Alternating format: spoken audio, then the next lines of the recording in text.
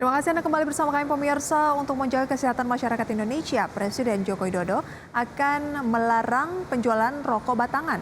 Selama ini Indonesia masih memperbolehkan penjualan rokok batangan, sedangkan beberapa negara sudah melarang penuh penjualan rokok batangan ini ataupun rokok dalam kemasan. Dalam kunjungan ke Pasar Pujasera, Subang, Jawa Barat, Presiden Joko Widodo mengeluarkan wacana akan melarang penjualan rokok batangan. Larangan ini dimaksudkan untuk menjaga kesehatan masyarakat di Indonesia. Wacana pelarangan penjualan rokok batangan tersebut akan tertuang dalam peraturan pemerintah yang akan disusun pada 2023 mendatang. Itu kan untuk menjaga kesehatan masyarakat kita semuanya. Di beberapa negara justru sudah dilarang, tidak boleh, kita kan masih, tapi untuk yang batangan tidak, ya. Dah. Rencana itu diketahui dari salinan keputusan Presiden nomor 25 tahun 2022 tentang program penyusunan peraturan pemerintah tahun 2023 yang diteken Jokowi pada 23 Desember 2022. Meski demikian, keputusan pemerintah ini menuai polemik di masyarakat. Pasalnya, industri tembakau selama ini memberikan kontribusi positif bagi perekonomian. Tim Liputan IDX Channel.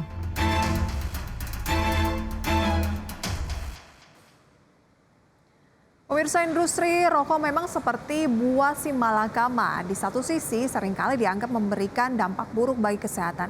Tapi di sisi lain juga mempunyai kontribusi yang cukup signifikan bagi perekonomian. Salah satunya adalah pemasukan dari cukai tembakau yang angkanya terus mengalami kenaikan setiap tahunnya. Pemirsa, di tahun 2023 dan 2024 misalnya, pemerintah telah memutuskan untuk menaikkan tarif cukai hasil tembakau untuk rokok rata-rata sebesar 10%. Kenaikan cukai rokok ini berlaku untuk golongan sigaret kretek mesin, sigaret putih mesin, dan juga sigaret kretek pangan.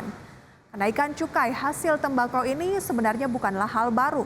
Semenjak munculnya Undang-Undang Nomor 39 Tahun 2007, pemerintah telah menaikkan CHT hampir setiap tahun, kecuali pada 2014 dan 2019. Dan seiring hal tersebut, pendapatan negara yang berasal dari CHT cenderung meningkat setiap tahunnya. Pendapatan CHT paling besar mencapai 188,81 triliun rupiah pada 2021. Sedangkan pendapatan CHT tercatat senilai 153,05 triliun rupiah pada Januari hingga September 2022. Jumlah itu berkontribusi 65,93% atau hampir 66% terhadap total penerimaan kepabeanan dan juga cukai sepanjang 9 bulan pertama di tahun 2022 ini. Ya, selain CHT, pemerintah meraup pendapatan dari cukai etil alkohol pemirsa sebesar 10 miliar pada Januari hingga September 2022. Ada pula pendapatan dari cukai minum mengandung etil alkohol sebesar 5,6 triliun rupiah. Kemudian pendapatan yang berasal dari denda administrasi cukai sebesar 3 miliar rupiah. Ada pula pendapatan dari cukai lainnya sebesar 2 miliar rupiah. Dari penjelasan tadi tidak heran jika industri rokok ini memberikan kontribusi positif bagi perekonomian. Di tahun 2020 saja, kontribusi industri hasil tembakau di Indonesia terhadap APBN adalah 10,11%. Penerimaan cukai sepanjang 2020 juga mencapai 205,68 triliun rupiah. Dari sisi serapan tenaga kerja saja angkanya juga cukup signifikan. Berdasarkan catatan Aliansi Masyarakat Tembakau Indonesia, setidaknya pemirsa terdapat sekitar 6 juta masyarakat yang bekerja di industri tembakau. Jika dihitung bersama keluarga yang menggantungkan nasib dari industri tembakau, angkanya diperkirakan sudah mencapai 10% dari penduduk Indonesia. 10% pemirsa. Meski pemerintah terus menaikkan harga rokok dan cukai, kebiasaan masyarakat untuk merokok masih tetap tinggi. Bahkan rokok merupakan kebutuhan nomor 2 terbesar setelah beras. Mari kita simak tayangannya berikut ini.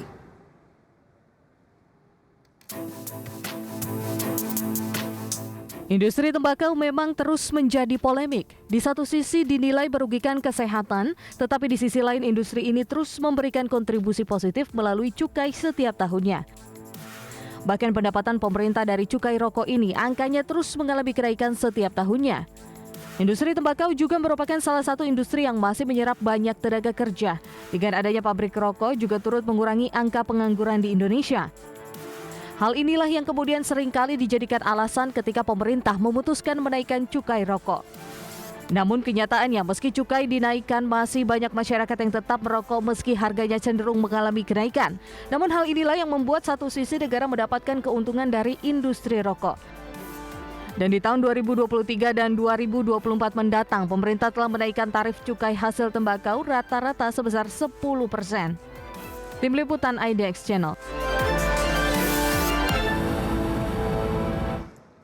Ya pemirsa, demi alasan kesehatan pemerintah ini mengeluarkan aturan larangan penjualan rokok batangan. Nah, aturan ini rencananya akan diberlakukan pada 2023 mendatang dan dalam belai tersebut pemerintah berencana menyusun rancangan peraturan pemerintah tentang perubahan atas peraturan pemerintah nomor 109 tahun 2022 tentang pengamanan bahan yang mengandung zat adiktif berupa produk tembakau bagi kesehatan. Nah, larangan penjualan rokok batangan ini merupakan salah satu pemirsa dari 7 materi pokok yang akan disusun dalam rancangan peraturan pemerintah itu. Nah, poin lainnya yang akan diatur adalah ketentuan rokok elektronik serta pembesaran ukuran gambar dan tulisan peringatan kesehatan pada kemasan produk tembakau.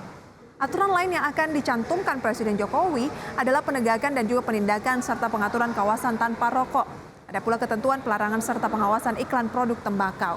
Aturan-aturan baru tentang rokok dan juga produk tembakau itu digagas oleh Kementerian Kesehatan. Aturan itu merupakan turunan dari pasal 116 Undang-Undang Nomor 36 Tahun 2009 tentang Kesehatan. Aturan pelarangan rokok pada dasarnya bukanlah aturan yang baru. Di beberapa negara memang sudah menerapkan aturan tersebut, pemirsa. Bahkan ketika beberapa negara sudah melarang, Indonesia memang masih memperbolehkan menjual rokok batangan. Nah, ketika pemerintah melakukan pelarangan, langsung deh pemirsa menuai polemik. Karena tidak dipungkiri merokok sudah menjadi kebiasaan dari mayoritas masyarakat Indonesia. Menurut data WHO pada 2021, harga rokok di Indonesia tergolong masih murah, jauh di bawah rata-rata dunia. Untuk bisa mengurangi konsumsi rokok, pemerintah terus menaikkan harga rokok dan juga cukainya. Namun tidak sedikit dari masyarakat yang selama ini lebih banyak membeli rokok secara batangan. Dari catatan Kementerian Kesehatan nih pemirsa, 71% remaja membeli rokok secara batangan dan 60% saat remaja membeli tidak ada larangan. Selain itu, 78% penjualan rokok di sekitar sekolah mencantumkan harga batangan sehingga lebih terjangkau oleh kelompok tertentu. Karena itulah prevalensi merokok remaja 10-18 tahun mengalami peningkatan dan diperkirakan tumbuh 15% pada tahun 2024 mendatang. Karena itulah pemirsa, pengendalian zat tembakau melibatkan lintas sektor ini perlu ditingkatkan. Rokok dianggap merugikan kesehatan, namun di sisi lain industri rokok juga ternyata punya kontribusi positif bagi perekonomian Indonesia. Sejauh apa kontribusinya? Kita simak tayangannya berikut ini.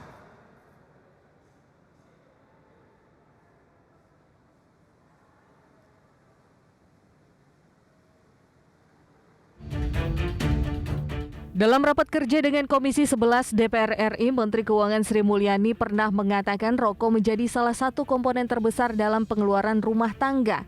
Tidak sedikit dari masyarakat seringkali menyampingkan kebutuhan makanan bergizi. Karena itulah kenaikan tarif cukai rokok penting untuk menekan prevalensi atau tingkat konsumsi rokok.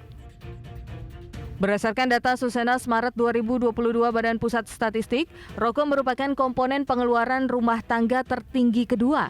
Di perkotaan, komponennya mencapai 12,21%, sedangkan di pedesaan mencakup 11,63%. Untuk menekan konsumsi rokok, pemerintah terus menaikkan cukai setiap tahunnya. Hal ini penting dilakukan karena rokok menjadi konsumsi kedua terbesar setelah beras. Masyarakat lebih mementingkan kebutuhan rokok daripada makanan yang bergizi. Tim Liputan IDX Channel.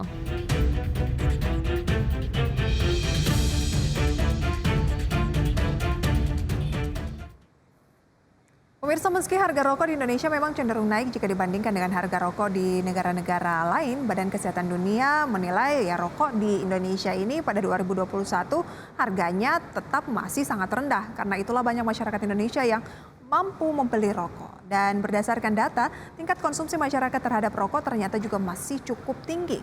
Menurut Sri Mulyani, tingginya konsumsi rokok memberikan dampak negatif yang serius bagi rumah tangga.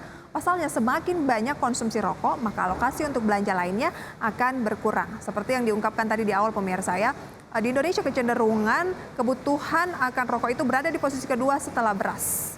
Dalam rapat dengar pendapat dengan Komisi 11 DPR, Beberapa waktu yang lalu pemirsa Menteri Keuangan menegaskan pengendalian perokok memang harus dilakukan. Salah satunya dengan menerapkan kebijakan cukai pada rokok. Namun berdasarkan data, konsumsi masyarakat terbesar ternyata masih pada rokok. Dan kita simak berikut pernyataan dari Sri Mulyani. Kita lihat di Indonesia prevalensi rokok untuk laki-laki dewasa memang mencapai 71,3% atau ini merupakan yang tertinggi di dunia. Meskipun prevalensi merokok dewasa itu 37,6 atau yang kelima tertinggi di dunia. Dengan adanya cukai sebagai instrumen fiskal untuk mengendalikan konsumsi, memang diharapkan penerapan cukai akan meningkatkan harga yang kemudian bisa mengurangi prevalensi merokok. Tentunya kita juga tahu bahwa selain faktor harga, ada juga faktor-faktor lain seperti iklan, pendidikan, serta akses yang mudah untuk membeli. Rokok adalah komponen pengeluaran terbesar bagi rumah tangga, baik itu di perkotaan maupun di pedesaan. Dia masuk di dalam dua tertinggi. Dan ini memang menimbulkan suatu dilema mengenai bagaimana kita bisa mempengaruhi konsumsi rumah tangga agar lebih memprioritaskan barang-barang yang memang lebih bergizi atau lebih dibutuhkan oleh terutama anak-anak sehingga mereka bisa tumbuh menjadi sehat dan produktif serta baik.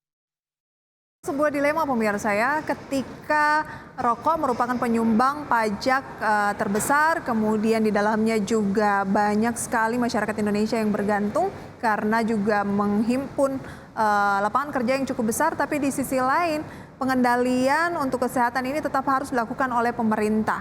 Ya semoga ada titik tengah begitu ya, win-win solution untuk industri rokok dan juga pengendalian kesehatan untuk masyarakat sehingga tidak memberikan dampak yang merugikan cukup luas tentunya untuk masyarakat Indonesia. Dan pemirsa, kami akan segera kembali dengan informasi lainnya usai jeda pariwara berikut.